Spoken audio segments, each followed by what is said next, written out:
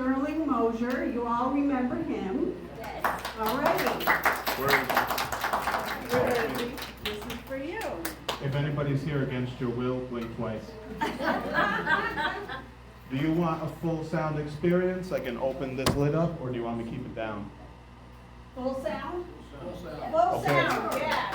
Baby.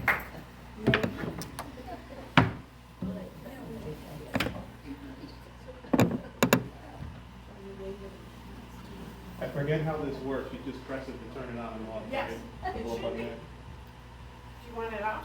No, I just gotta make sure I know. Yep. You want that higher or lower? No, that's perfectly fine right there.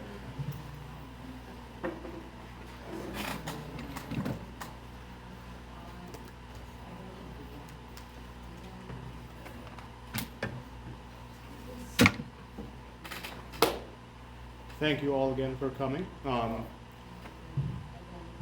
going to play for an opening song something very, very hard that I've been practicing. Please be kind to me.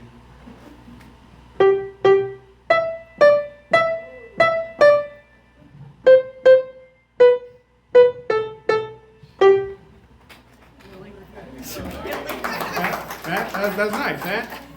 I worked hard on that. All right, now for a real opener. That's better. I'm probably honestly just going to put it down, but thanks though. All right, so for the real opener, we are going to do The Maple Leaf Rag by the ever so famous Scott Joplin. Sounds good. I didn't even start playing yet. How's it sound good?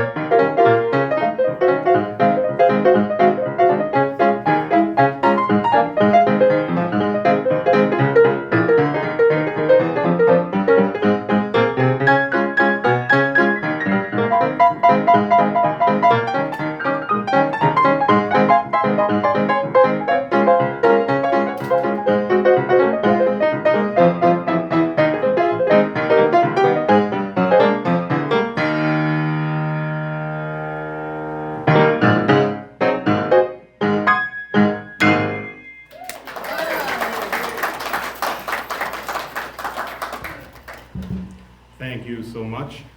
That was Maple Leaf Rag, a little different than how Mr. Joplin composed it. I added a lot of element of what's known as East Coast ragtime, aka stride piano, which is just a fancy variety of words that means ragtime but evolutionized. I wanted to bring some different kinds of, some different genres to this show compared to the last one. I feel like I've heavily just brought ragtime, and I'd like to bring some more, like, I guess you could say popish hits from like the 1930s, 1940s, bring it a little more classical just to appeal to a wider range. This next one is called You're Blasé. I don't know if anyone's heard of that tune or not. I think it was composed around the mid-30s. It's one of those nice, sweet 30s love songs.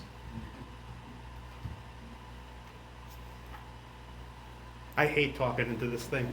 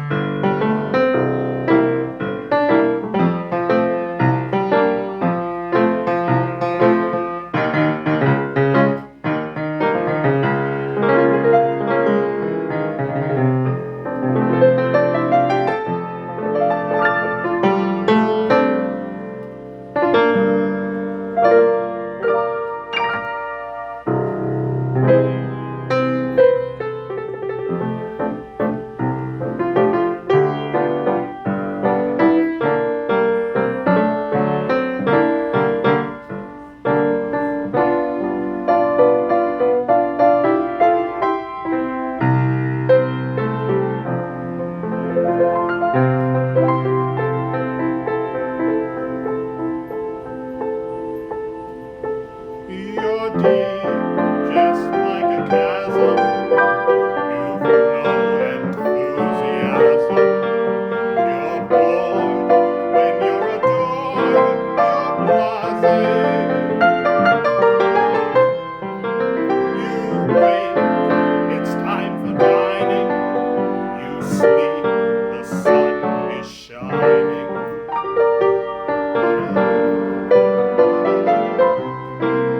You're blasé. Somebody get the dictionary to define that.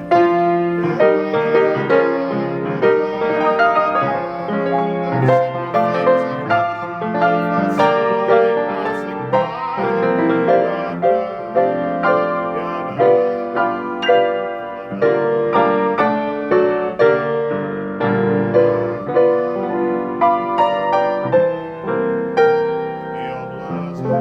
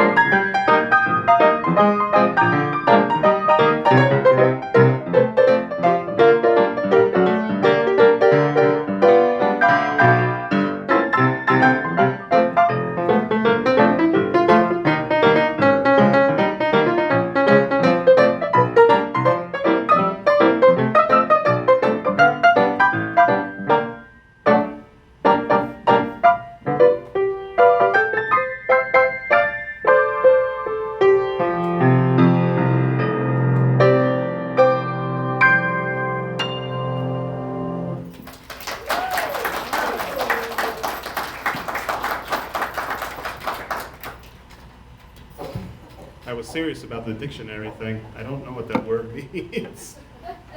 I think it means carefree. A little closer. Is this better? I tell you, I hate talking in these things. I never learned how to do this. I used to have a very booming voice, and I messed up my my vocal cords. But I never used to need this. I could fill a whole auditorium. But anyways, yeah. So that was Io Blase. Don't ask me who composed it. I don't know. This next one I'm going to follow it with is something I first heard from a supposed originator of jazz. His full name was, don't remember his full name. Real first name was Ferdinand, but everybody knew him as Jelly Roll Morton. He wrote the famous Jelly Roll Blues.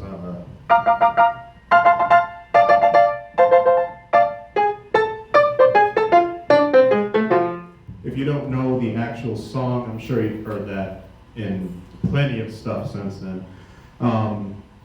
But I was listening to him on the Library of Congress recordings. He was recorded, I believe, 1938 by the great Alan Lomax, and he talked about how he would hear a lot of classical stuff performed in, how do I say this appropriately, houses of ill repute, bordellos, yeah. So one of the more classical tunes, I guess an operetta, I believe is the term, is called Miserere from Il Trovatore. And Il Trovatore, God, I hate this thing. And I'm going to attempt to play that now as beautiful as he did.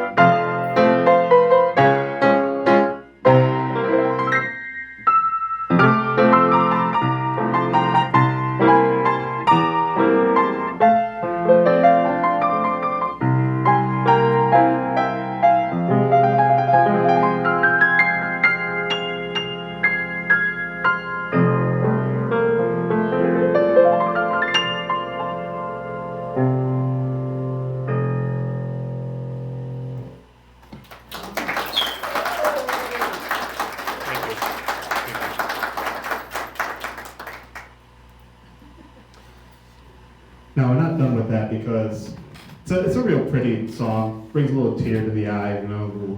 But they would, a lot of the pianists then would take classical, which was just moving out of what was popular, and they would ragify it. So following up from that, you may hear something like this if you were to travel back in time to hear this. Same song, I swear, same song.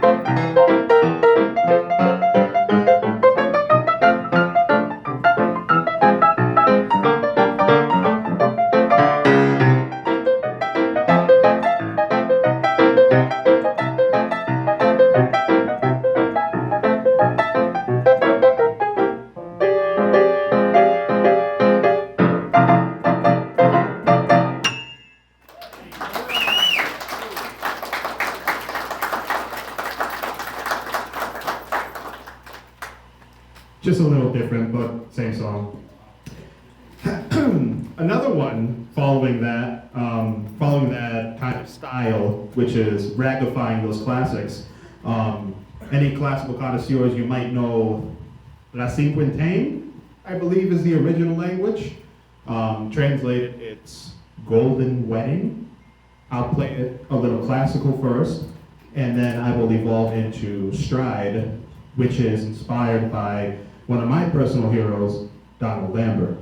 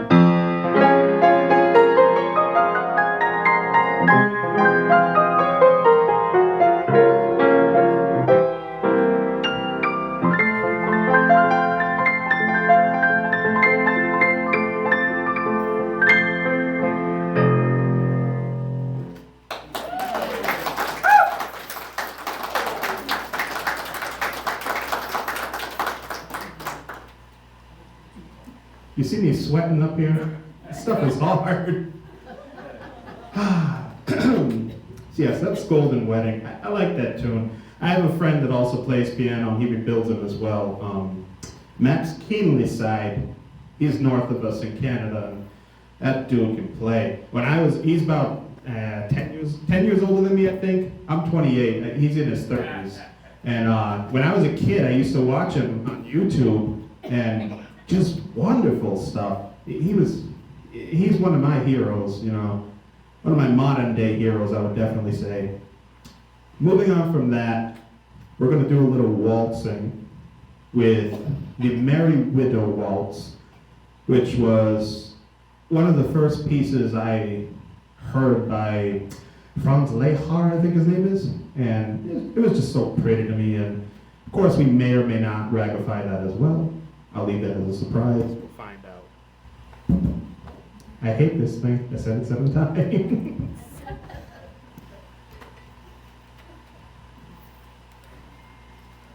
To the Merry Widow.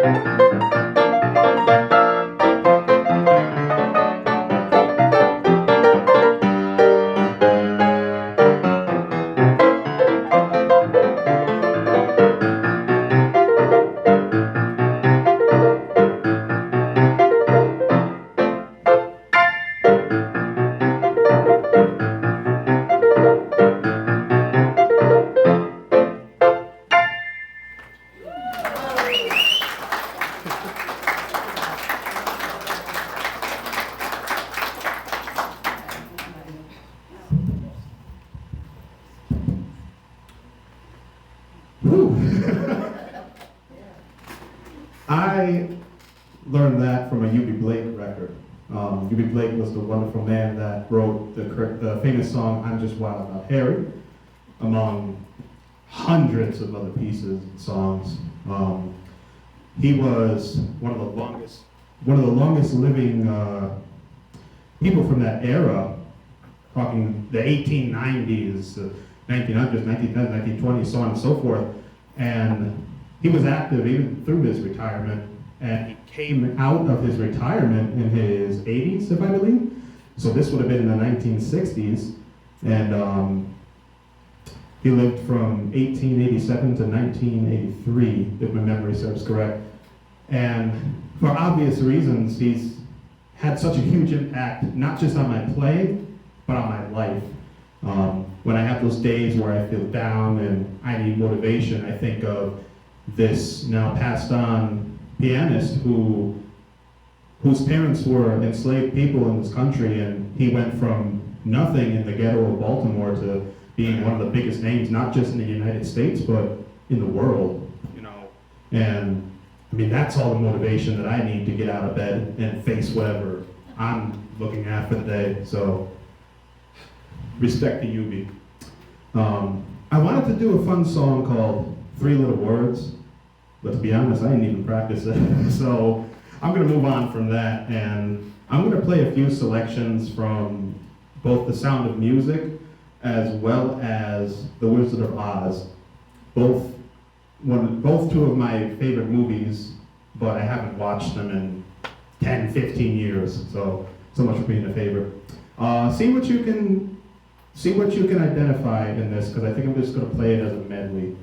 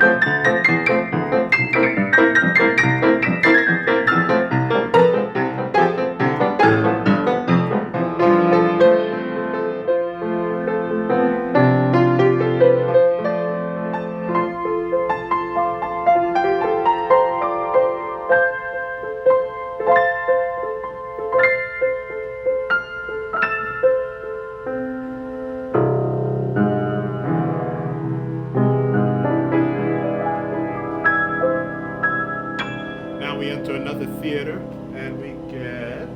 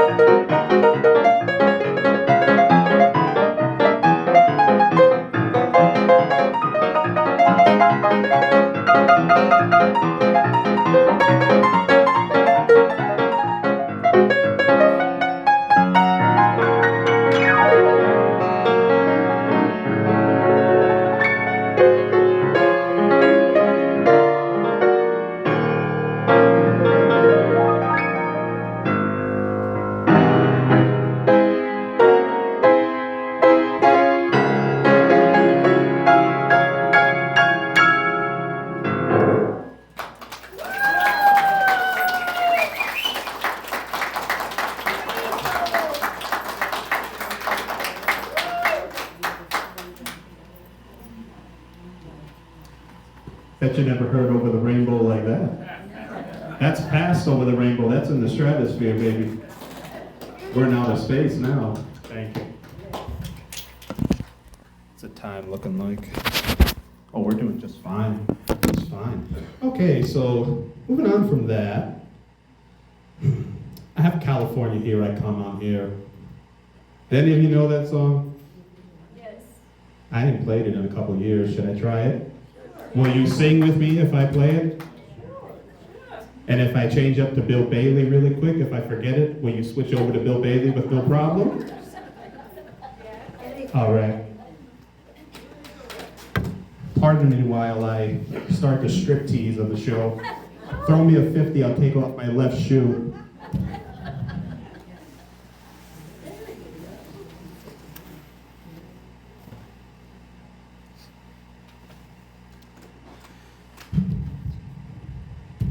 Jesus, I forgot that quick what I said I was going to do. Oh yeah, I remember now.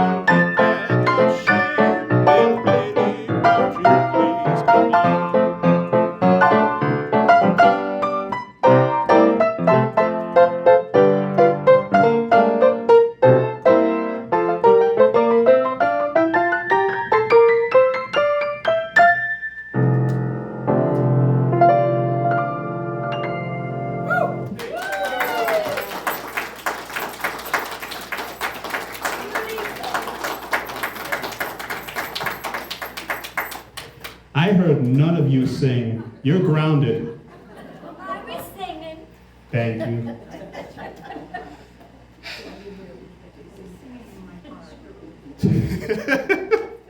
I heard that singing in my heart. I like that. Speaking of heart, next song, Two Hearts in Tune.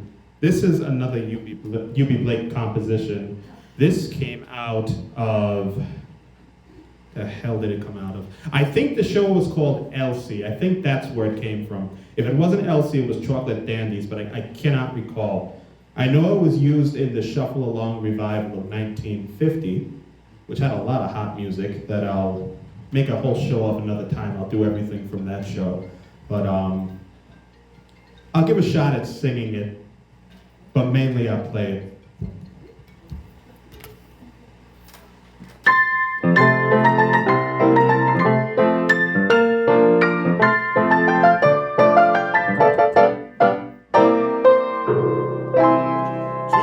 hearts are just like violins that play. Oh, they must have the same tone, pitch of air. There cannot be harmony if they're off key. You strike the violin to make its tone, but Cupid has a system of his own, and you will find mighty true if your two hearts are in tune. If each tender kiss fills your hearts with bliss, and without each other neither can exist. If your hands entwine, I forgot these words.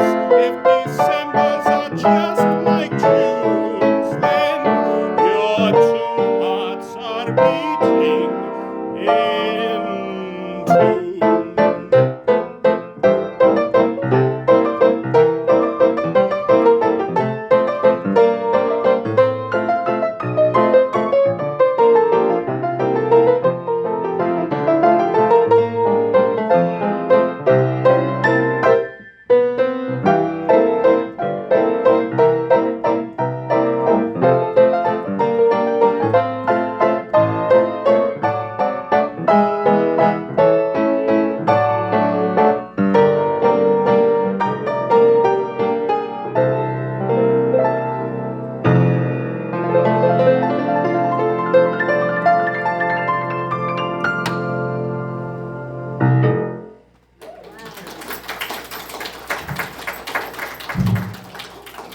The first time I heard that song, I cried.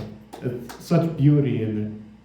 It was on this little, not too scratchy, but not the best, like a, what do they call it, like an acetate recording. So you didn't really have the best sound quality on it. But aside from that, I'm one of those people that can hear past the audio defects, the scratchiness, all that negative stuff that impedes the sound. And it's just such a lovely composition. For our next piece, we're going to go back a little classical again to Sweet Andalusia. I've been working on this. This is still kind of a project, so there will be goofs, there will be glitches, there will be screw-ups. I may curse at myself, I may curse the piano, but I'm going to share it with you all because I love you.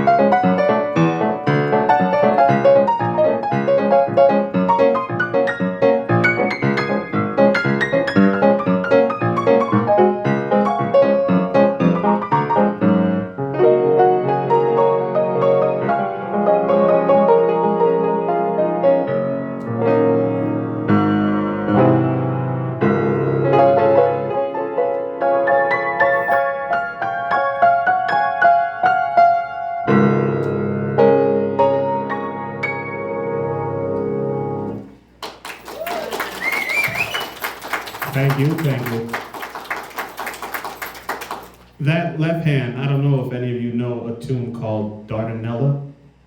You ever heard that? Figures. You guys are kids, of course you haven't heard this. The left hand in Dardanella is that rhythm that you hear here. It's very similar to like a boogie woogie rhythm.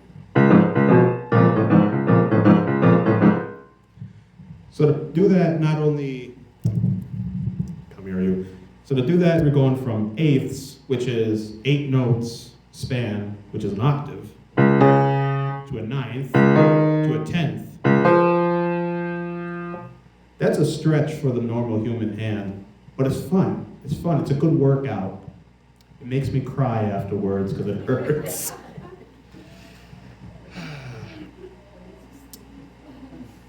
I think we got time for about 2 more tunes. You want me to close with the slow and sweet one that I'll sing, or do you want me to close with the fast one? Okay, so I'll do the slow one first.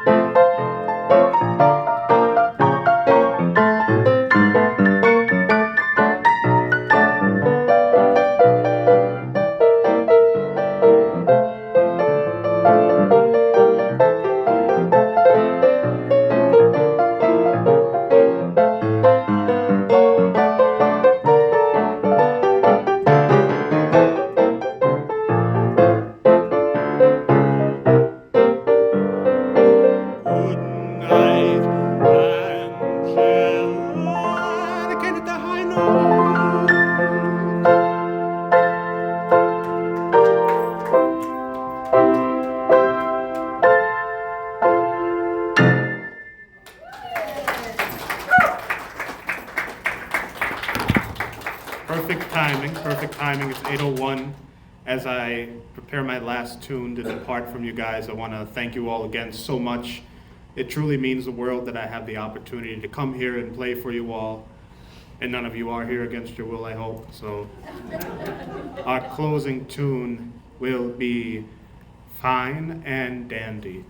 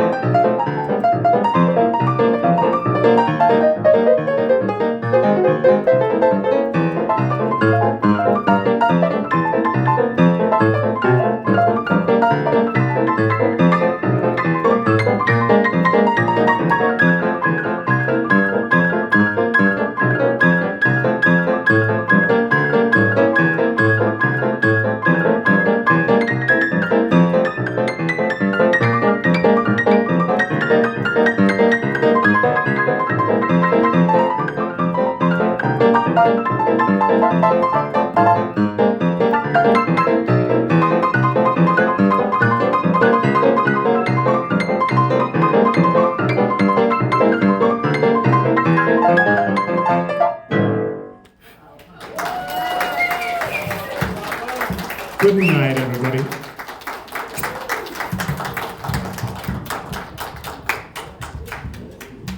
Let's give it up one more time for Mr. Sterling Mosher. Thank you so much.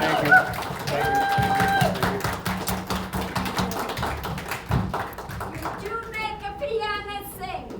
Damn right. Fabulous. I really do appreciate this. Thank you all. I wanted to say, I noticed you only had 10 fingers. Sometimes 9. Well, you know why I sound like I may have more? It does. Is because I learned from player pianos. So I'm listening to these piano rolls that are 3 or 4 hands, and I'm trying to mimic that, you know, with 2 hands. I guess I could throw my foot in there sometimes, but I don't think you need it, Sterling. I honestly don't. My goodness. You are fabulous. thank you. Thank you for coming. Thank you for coming. Oh my gosh. Oh, I'm glad I got to see you. Is it the first time you heard me play in person? No, Or the it's, second time? this is the second time. Yes.